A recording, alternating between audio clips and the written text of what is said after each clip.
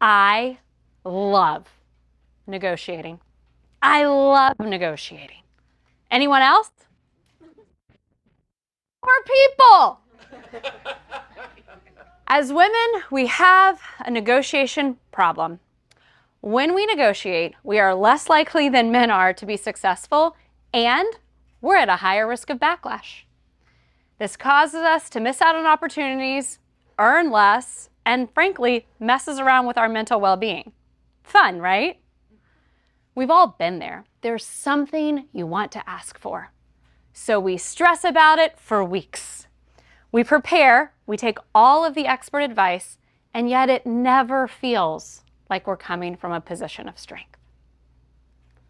What if I told you that's because we've been given the wrong advice our whole lives?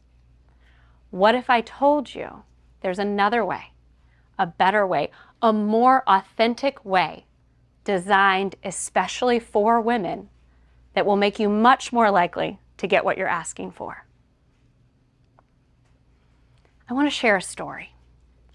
10 years ago, I was an MBA intern with an opportunity at a Fortune 50 company, a company that I had had my eye on for years.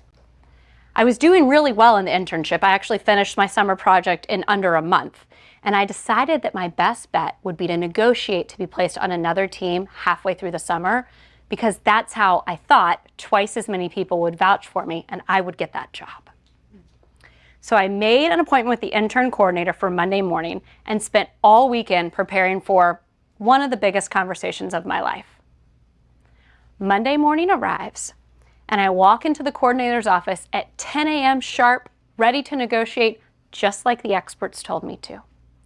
I was creased, pleated, and pressed to perfection. By 10:05, I had managed to accidentally offend the coordinator. By 10:10, I was being told I was no longer a culture fit, which meant I wasn't getting that job. As an added bonus, per company protocol, I was then escorted out of the building by security and deposited on the sidewalk. My head was spinning. What just happened? It turns out I had accidentally violated the gender norms of negotiation and derailed my career in less time than it takes to get a latte.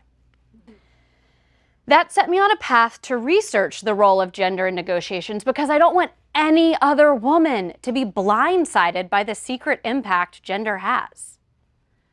Research by Laura Cray out of Berkeley shows that women now negotiate as often as men do, but we're only successful half as often.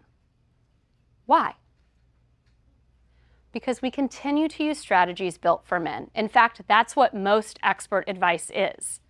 That's what I did, and it earned me a VIP seat on the sidewalk. Instead, you want to use what's called a relational ask. A relational ask is easily the most well-hidden secret in negotiation until now. Research by Hannah Riley Bowles out of Harvard and Linda Babcock out of Carnegie Mellon shows that when women use a relational ask, we are much more likely to be successful, and we actually strengthen the relationship. Research out of Georgetown shows that this virtually eliminates the risk of backlash. That means that you can feel free to ask for whatever it is you want, and you don't have to worry about all of those things that maybe would have happened because of your gender. Like the nerd I am, I have now reviewed 13,000 pages of academic research on this topic, and I used it to create a formula you can use to ask for what you want. The formula is past performance plus future vision plus the ask, and then a collaborative question. This formula has been field tested by hundreds of women over the past 5 years to get promoted, make more money, and craft careers they love. Let me show you how it works. Past performance is what you've already done that matters. Future vision is something that everyone in the room wants. The ask is what you want. We're going to connect that to the vision. And then a collaborative question is really just how we get out of our own ways. Because after coaching women on this for years, what I found is that women are so wonderful that in order to avoid the possibility of someone else feeling uncomfortable, we'll negotiate against ourselves. But it's okay if it's not in your budget this year. Don't say that. Instead, you want to use what we call a collaborative question. This formula means that it will take you 2 minutes to create your ask using everything we know about how to negotiate successfully as a woman. Maybe give you a few examples of how this works, right? So instead of saying, I deserve to be promoted, you would use this formula to say something like, as you know, I exceeded my sales targets by 10% last year. I think I can do it again this year. But in order to do that, I need the credibility that comes with a director title. What do you think? The woman who used those words was successfully promoted. Here's another one. Instead of, I want to work less, you could use the formula to say something like, as you know, I piloted a new onboarding process this quarter and it's getting great results. We can roll it out across the company next year, but in order to do that, I need to work the hours when I'm most productive, which is typically earlier in the day. How can we make this work? That woman no longer works late into the evenings. Now, you might be thinking, this isn't fair. I shouldn't have to deal with gender bias at all. You're right.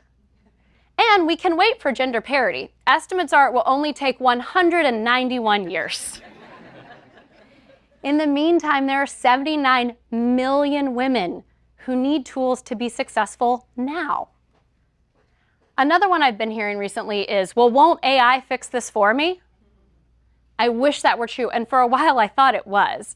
Unfortunately, it turns out AI's strength is in its ability to gobble up huge amounts of information, most of which, on this particular topic, is what researchers call crap.